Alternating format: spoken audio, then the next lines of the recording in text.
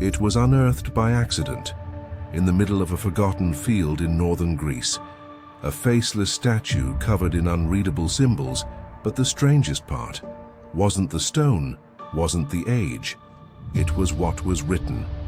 Detailed instructions about events that hadn't happened yet. How could it know? Who carved it? And why was one of the symbols at its base something I'd already seen in my dreams?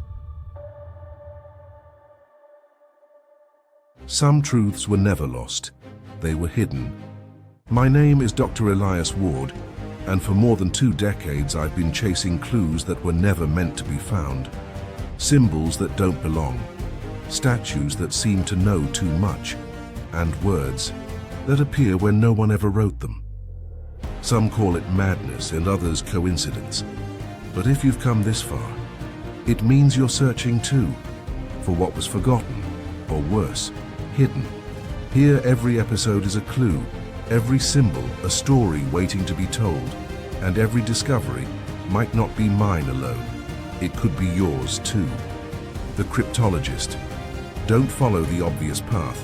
Follow the impossible. The phone rang before sunrise.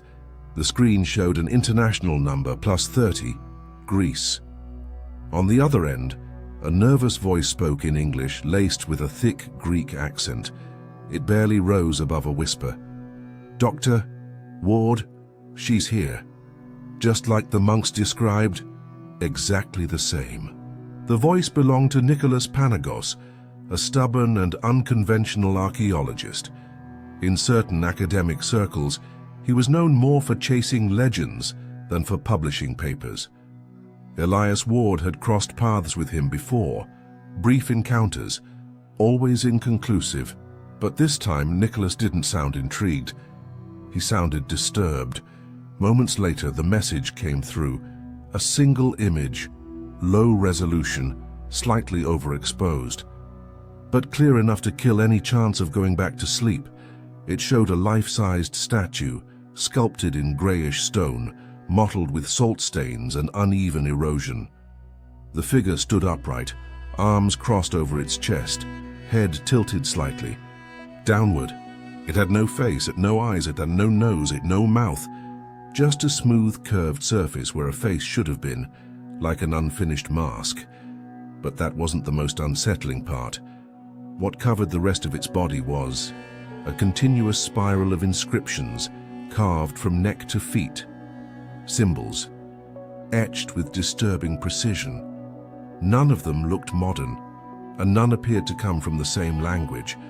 But on the base, something pulled Elias in. A specific symbol. 3 concentric circles, cut through the center by a vertical line. An image he had seen dozens of times, in dreams. 2 days later, Elias landed in Greece, his destination, Metaxa, a nearly forgotten village tucked into the mountains north of Ioannina. Cold, quiet, veiled in fog even during the day. The road leading there felt designed to repel visitors. Too many shuttered windows, too many locked doors, and too many eyes watching from behind them. The old monastery had been abandoned since the 1980s, structurally sound, but slowly being reclaimed by time. Damp walls, loose stones, the smell of rotting wood, leftover signs of long extinct. Rituals lingered in every corridor. It was in the former dining hall that Nicholas waited, and so did the statue. "No one's touched her but me and Demos," he said, unlocking the door. "We've kept it sealed. We don't want to disturb anything."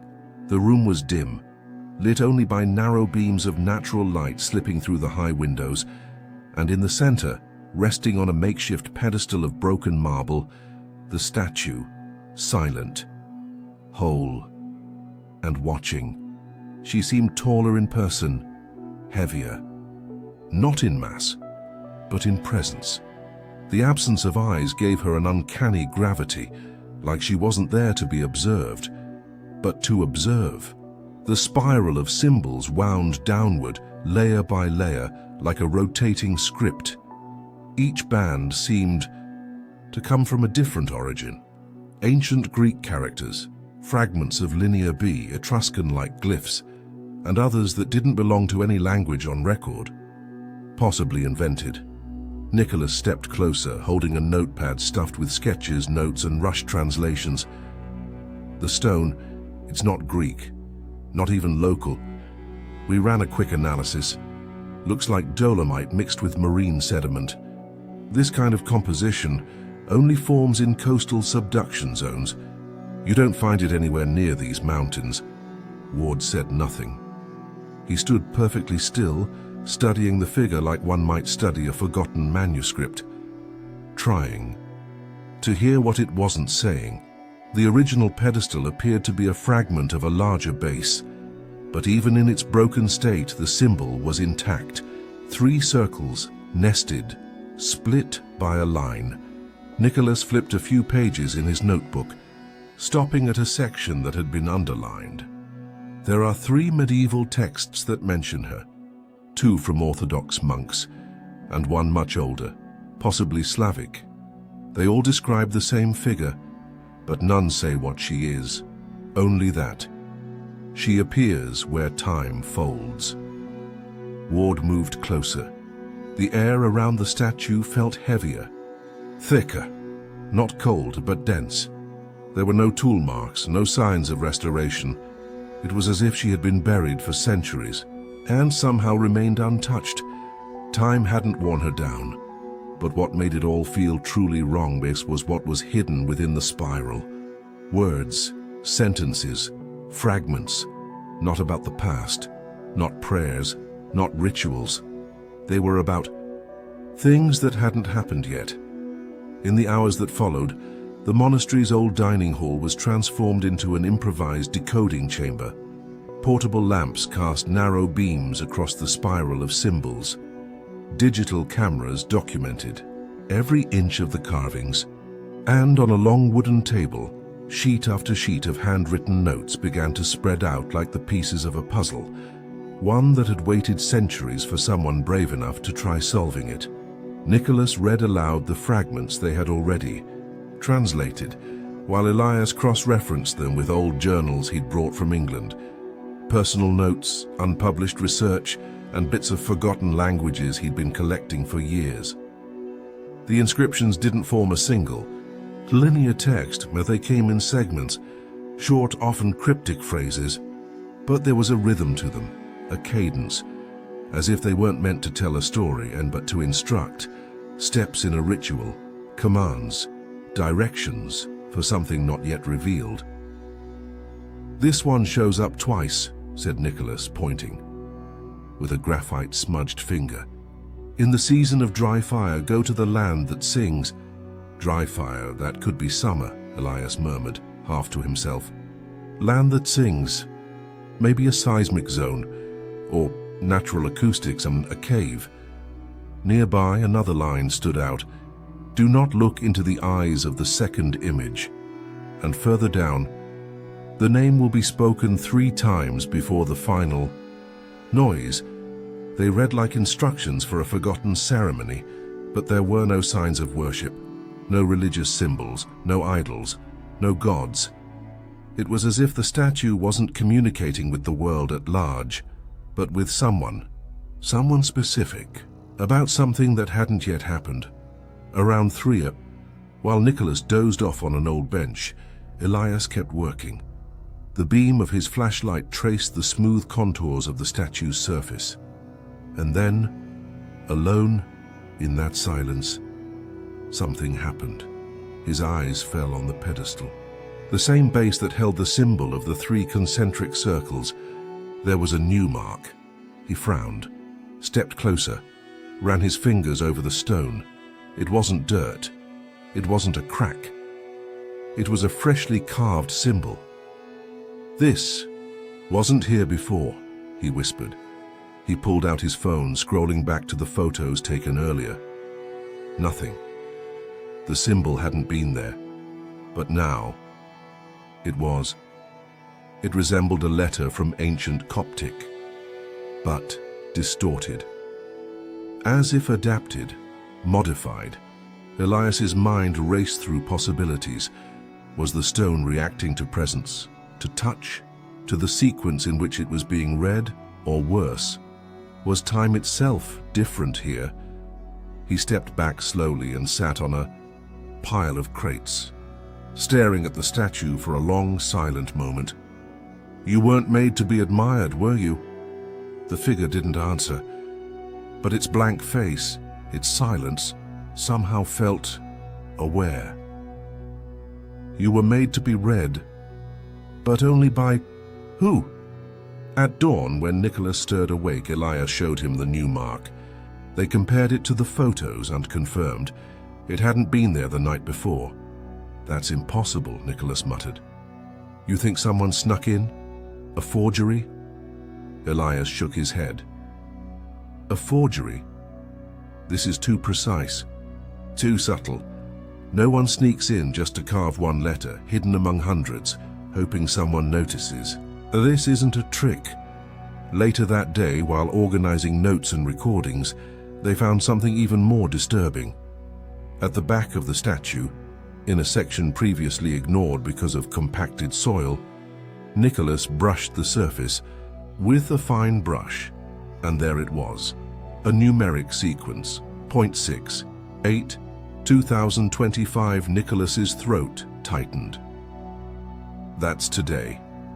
Elias said nothing. Next to the numbers, an inscription had been carved. "When the three circles meet beneath the blind mountain, the echo will awaken." The text wasn't metaphorical. It was directional.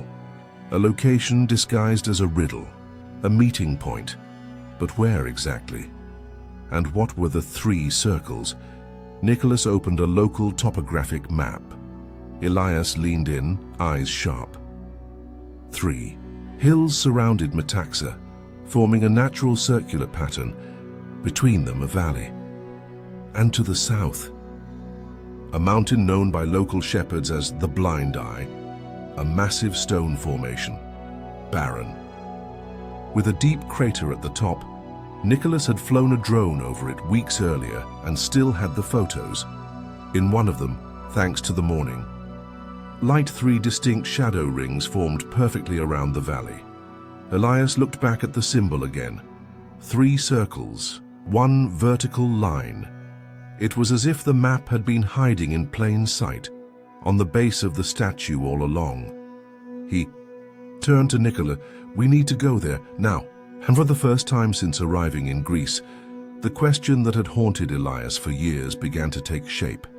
What if the statue wasn't predicting anything? What if it was keeping track, recording, updating, responding, as if time itself was writing on her? The heat rose quickly that morning.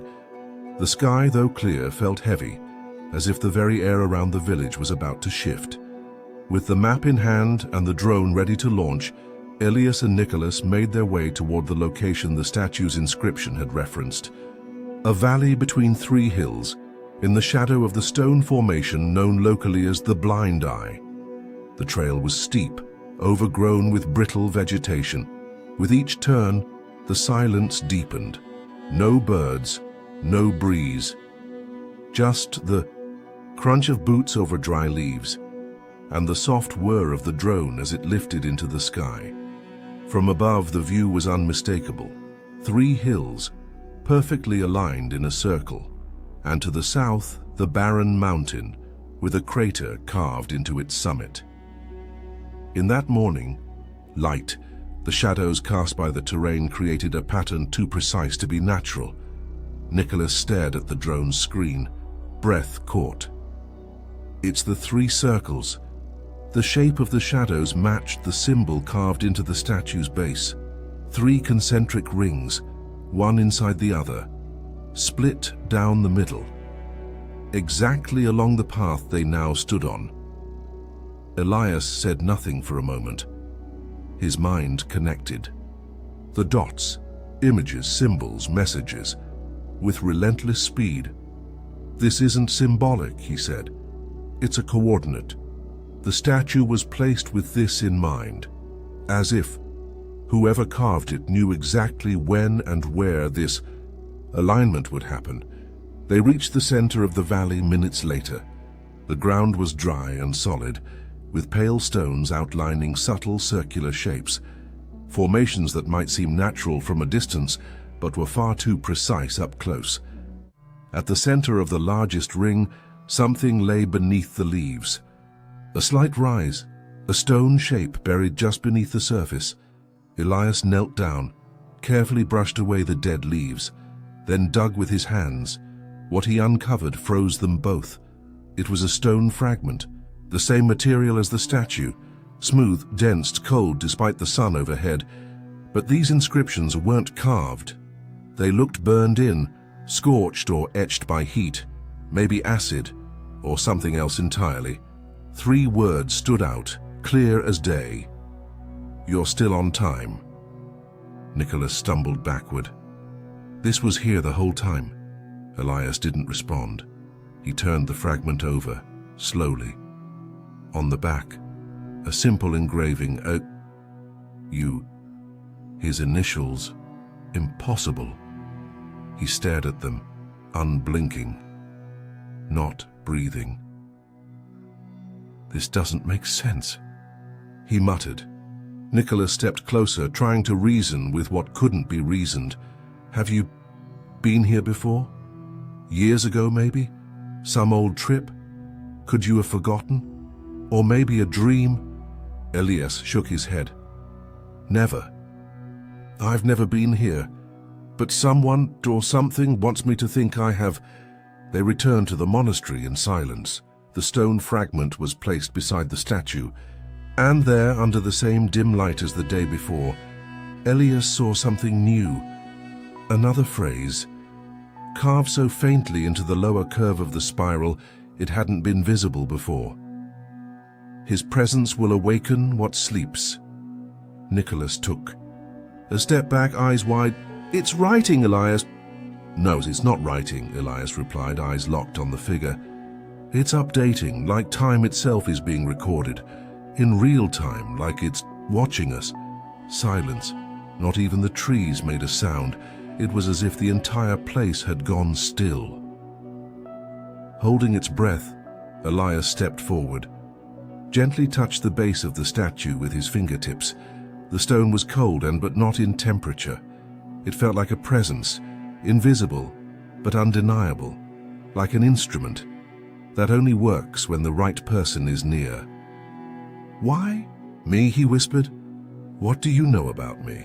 The statue, of course, didn't answer, but in that moment Elias felt certain. None of this was accidental. The statue wasn't giving instructions to just anyone. It was leaving tailored traces, and every step Elias took was a step, predicted, logged, expected. Maybe this wasn't an ancient sculpture. Maybe it was a living record, still being written. Behind him, Nicholas remained silent, maybe out of fear, maybe out of awe, but he knew. From that moment on, they were no longer dealing with archaeology. They had stepped into a living narrative, and Elias, he was no longer just a cryptologist. He was the key. The next morning, the sunlight barely made it through the monastery windows. A dense fog blanketed the inner courtyard, as if the place itself refused to fully wake. Elias was alone with the statue. Nicholas had gone to retrieve more equipment and wouldn't be back until late afternoon. Now the old dining hall felt more like a sacred chamber, silent, wrapped in a reverence Elias couldn't explain. Not fear, not awe, something older. He approached the statue carrying a clipboard and his personal notebooks. Most of the inscriptions had already been mapped out, but Elias knew something else could still appear. What he didn't expect was what had already appeared. On the left side of the pedestal, nestled between 2 recognizable Phoenician characters, there was a completely new line. He stopped in place, ran his finger over the grooves, and they were shallow, as if freshly carved. The phrase read, "The name has been spoken, the veil touched, time now listens." He furrowed his brow, trying to grasp its meaning. "Name? What name? Mine?" He whispered. Quickly he scribbled it down, every curve, every mark, then stepped back, looked at the statue from a distance. For the first time, it didn't feel like an artifact. It felt like something almost human. "Are you listening to me?" Silence, but not the ordinary kind. It was heavy, thick, like the entire room was waiting for a word that hadn't yet been spoken. Then, something impossible happened. A faint metallic sound echoed from the statue's base. Elias moved in slowly, already feeling the chill of the stone before he touched it.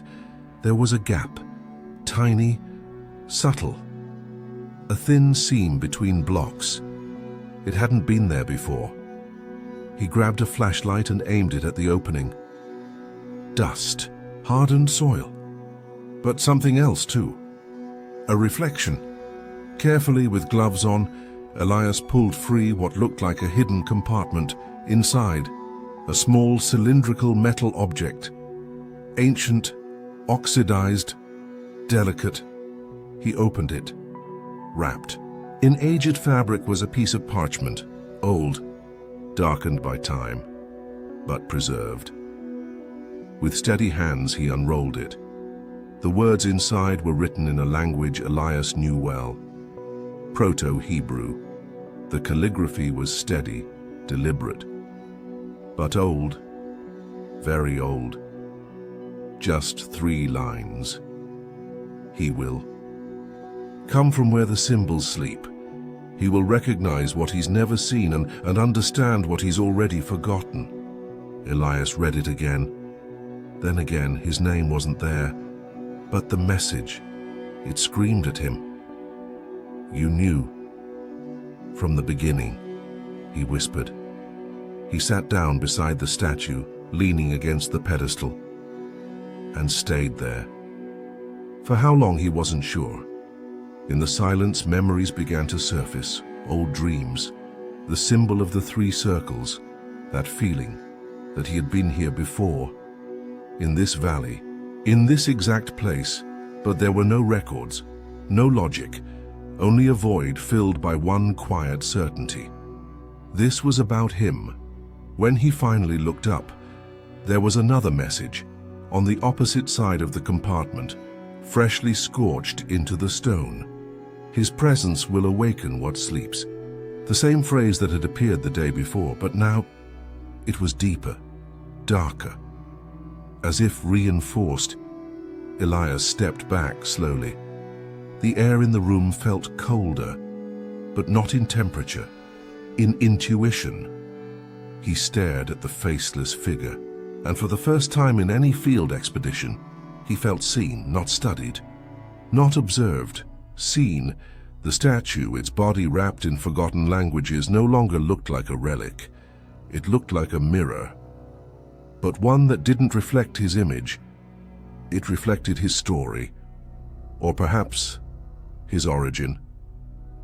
Later that evening, Nicholas returned with the equipment and found Elias seated in silence before the statue. "Did you find anything else?" Elias took a moment to answer, then turned slowly, eyes still locked on the figure's empty face. "She doesn't want us to study her," Nicholas frowned.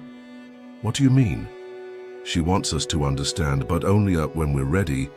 Nicholas didn't reply. He just sat down beside him, staring in the same direction. The hall was colder than before. The light from the windows looked paler, and for a moment neither of them dared to speak, as if time itself was listening. That night, the monastery felt darker than usual.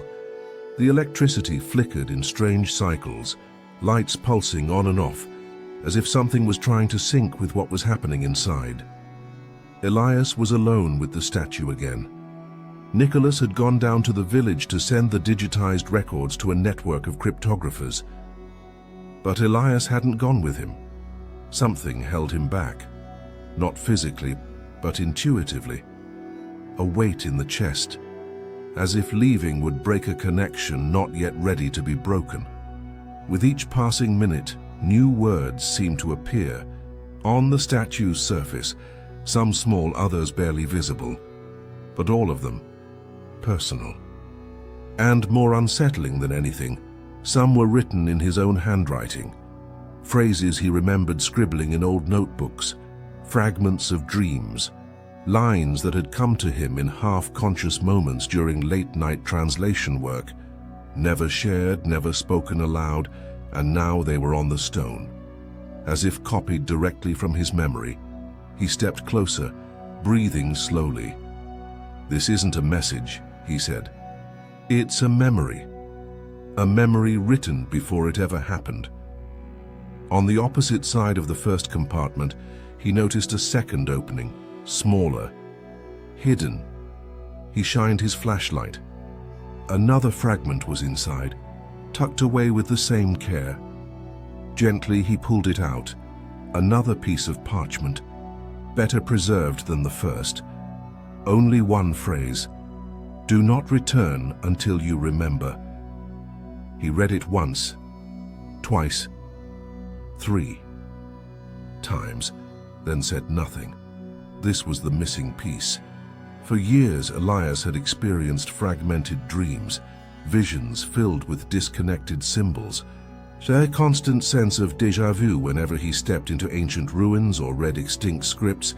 He had always chalked it up to the job, the pressure, the weight of studying the forgotten, a mind seeking patterns in the chaos of time.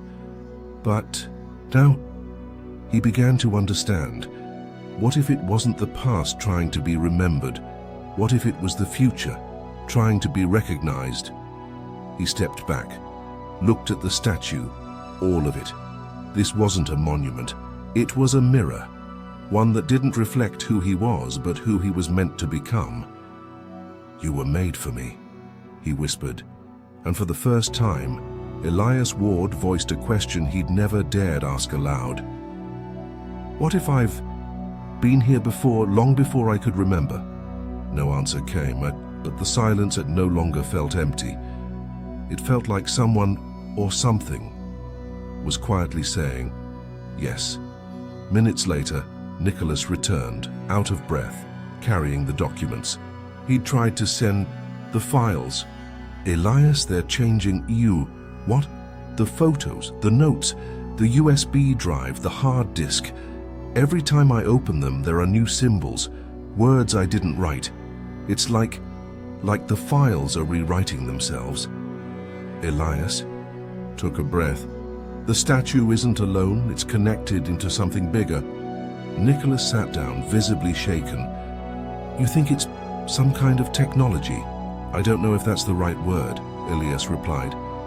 "Maybe it's memory, but not memory from the past. A memory still being formed, like a prophecy." Elias stared at nothing for a few seconds before answering, "Not a prophecy, a mirror made of stone, one that only reveals itself to those carrying the right scars." Silence again. But this time it wasn't hollow. It was full of something that couldn't be named. The next morning, before leaving, Elias rose early. The sun crept over the hills, pale and cautious, as if the sky itself had witnessed too much. He entered the dining hall one last time. The statue stood exactly as before, still, silent, but different. The final line of the spiral was now complete, written in a hybrid language, one that fused elements from many lost tongues. But Elias read it effortlessly. "You were called and you answered. Now go without remembering, because one day you'll need to remember again." Elias stood for a long moment, then reached out and touched the stone one last time. "Until next time," he whispered, and walked away. No more questions, no clear answers, just the quiet conviction that wherever the next piece was, it was already waiting. And what if there are others like it? Statues, made for someone specific. Maybe the next one is already buried, waiting to be remembered. Or worse, waiting to be found again. So then, until the next file.